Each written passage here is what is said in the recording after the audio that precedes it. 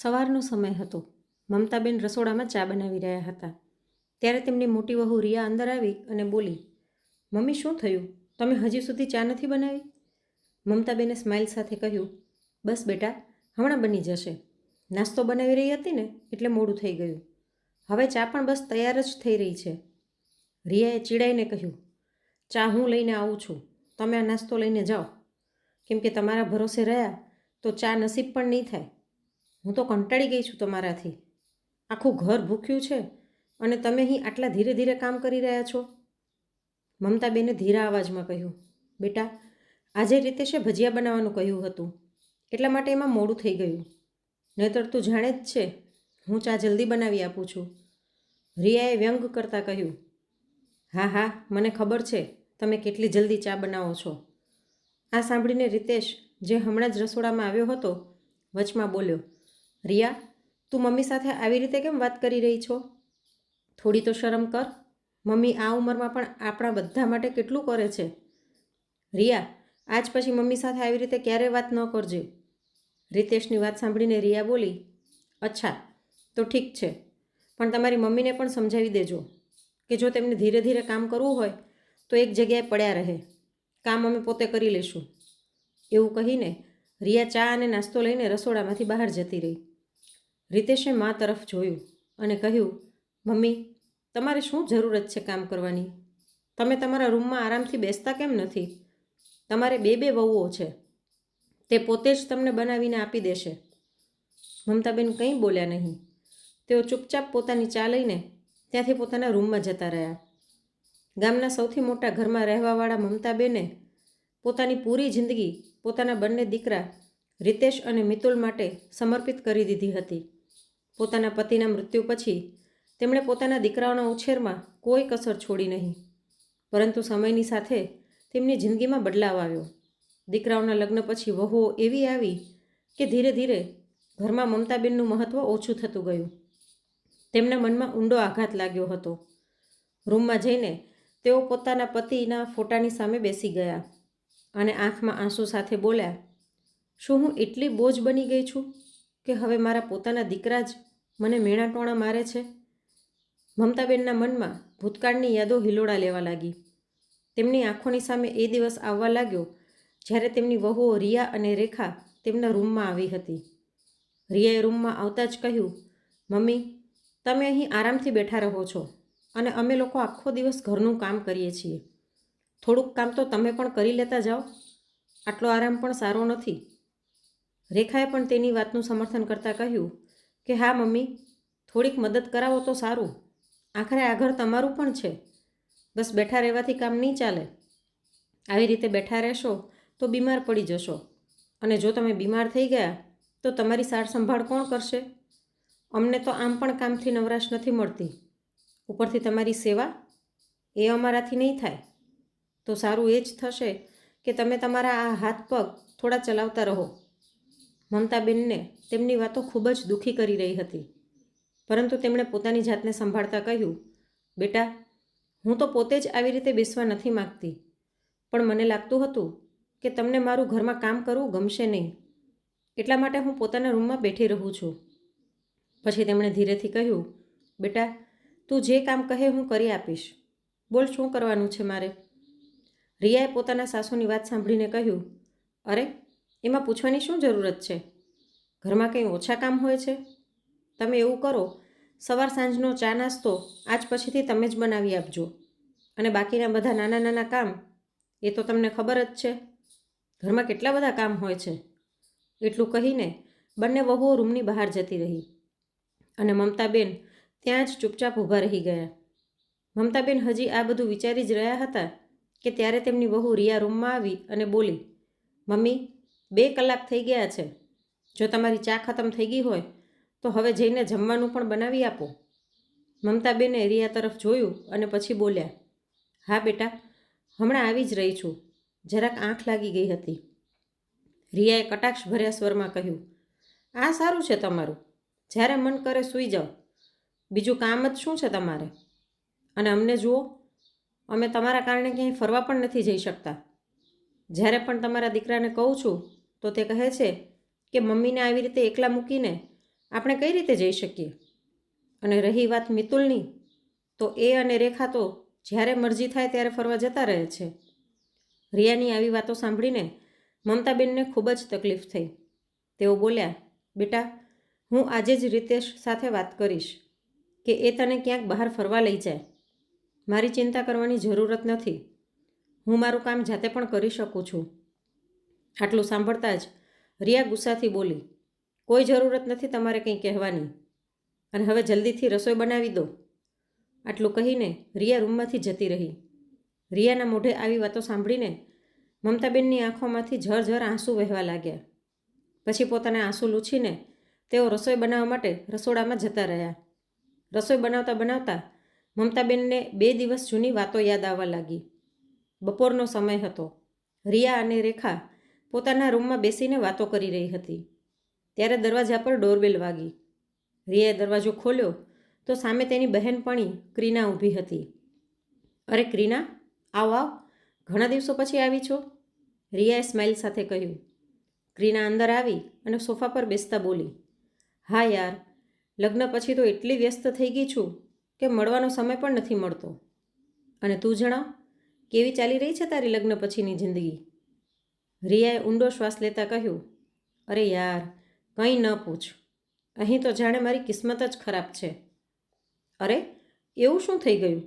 ક્રીનાએ ઉત્સુકતા સાથે પૂછ્યું.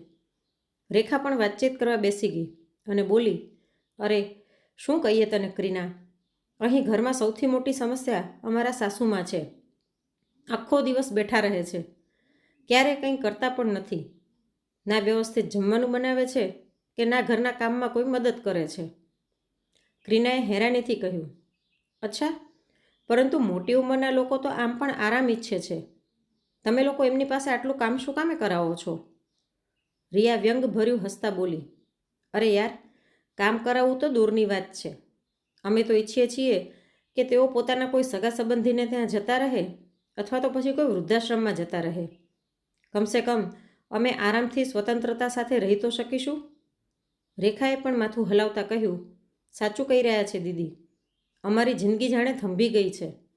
હર સમય એમને જોવા પડે છે, એમની સેવા કરવી પડે છે.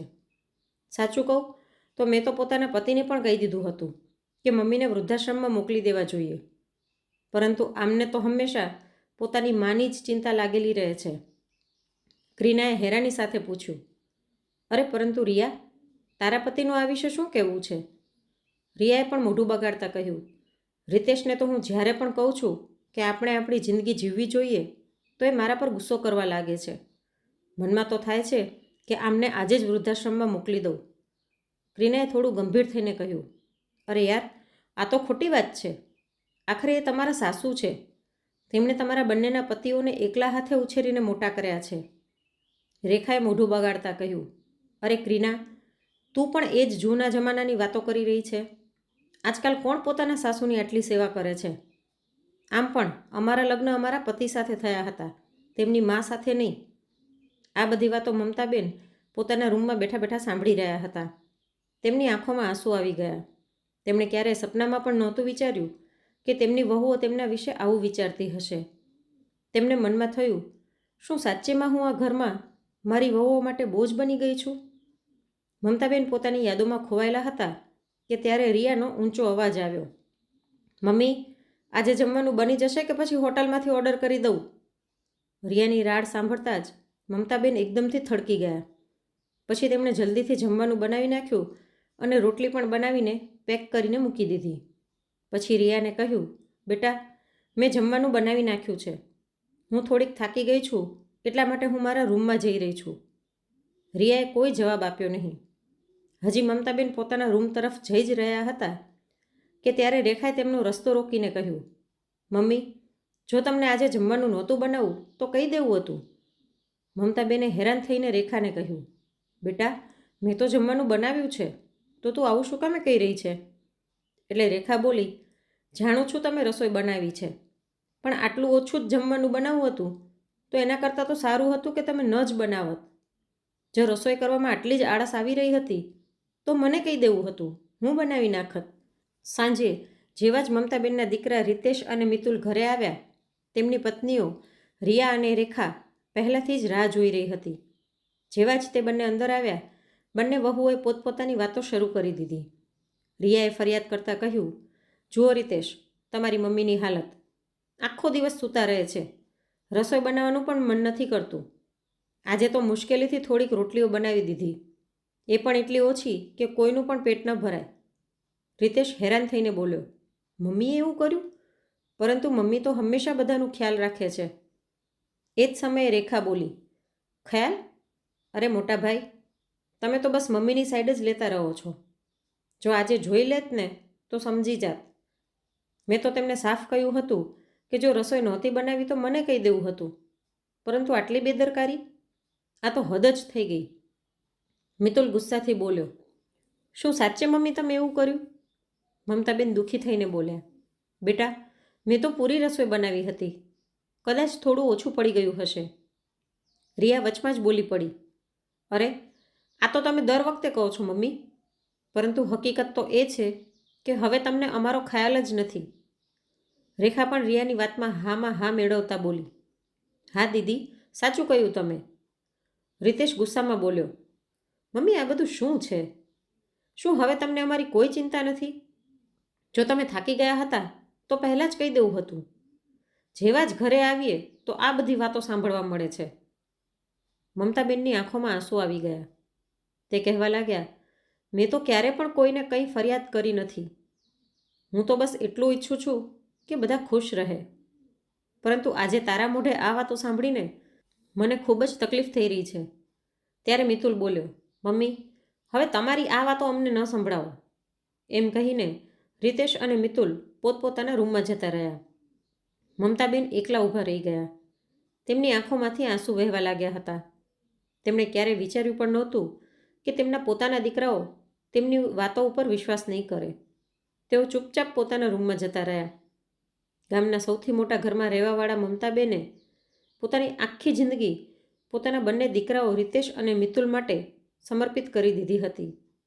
પોતાના પતિના મૃત્યુ પછી તેમણે પોતાના બાળકોના પાલન પોષણમાં કોઈ કસર છોડી નહીં. પરંતુ સમયની સાથે તેમની જિંદગીમાં બદલાવ આવ્યો. દીકરાઓના લગ્ન પછી એવી વહુઓ આવી કે ધીરે ધીરે ઘરમાં મમતાબેનનું મહત્ત્વ ઓછું થતું ગયું. વહુઓના ટોણા, અપમાન અને દીકરાઓની અપેક્ષાએ મમતાબેનને અંદરથી પૂરી રીતે ભાંગી નાખ્યા હતા. એ રાત્રે રૂમમાં ગયા પછી મમતાબેનની આંખોમાંથી આંસુ વહી રહ્યા હતા. તેમને પોતાના પતિ વસંતભાઈની વાતો યાદ આવવા લાગી. વસંતભાઈ હંમેશા કહેતા હતા, મમતા, પોતાની પાસે હંમેશા થોડા ઘણા રૂપિયા જરૂર જમા કરીને રાખજે. સમયનો કંઈ ભરોસો નથી, ક્યારે શું થઈ જાય. તેમણે પોતાના પતિની આ સલાહને ક્યારે પણ ભૂલાવી નહોતી. ધીરે ધીરે તેમણે પોતાની જરૂરિયાતોમાંથી બચાવીને થોડા રૂપિયા જમા કર્યા હતા. રાતભર આંસુ વહાવ્યા પછી તેમણે નક્કી કરી લીધું કે હવે તેઓ આ બધું સહન નહીં કરે. બીજા દિવસે સવારમાં મમતાબેને પોતાના દીકરાઓ અને વહુઓને બોલાવ્યા અને કહ્યું, હવે હું અહીં નહીં રહી શકું. હું આપણા એ નાનકડા એવા ઘરમાં જઈ રહી છું જેને તમારા પપ્પાએ અમારા માટે ક્યારેક ખરીદ્યું હતું. ત્યાં હું મારી રીતે રહીશ.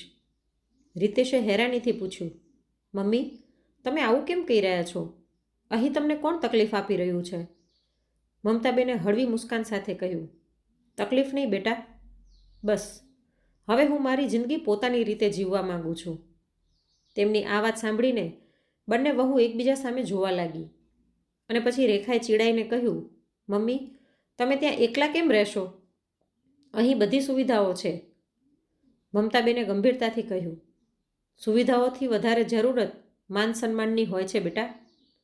તેમની આંખમાં આંસુ આવી ગયા, પરંતુ તેમણે પોતાના આંસુ લૂછ્યા અને ગામની બહારના છોર પર સ્થિત પોતાના નાનકડા એવા ઘર તરફ ચાલી નીકળ્યા. તે ઘરમાં પહોંચતા જ તેમણે રાહતનો શ્વાસ લીધો. આ ઘર તેમનું પોતાનું હતું, જ્યાં કોઈ તેમને મેણાટોણા નહોતું મારી શકવાનું. પોતાના નાનકડા એવા ઘરમાં તેમણે પોતાની જમા કરેલી પૂંજીનો આશરો લીધો અને એક નવું જીવન શરૂ કરવાનો નિર્ણય લીધો. ગામમાં બાળકોના શિક્ષણની સ્થિતિ જોઈને તેમના મનમાં એક નવી ભાવના જાગી.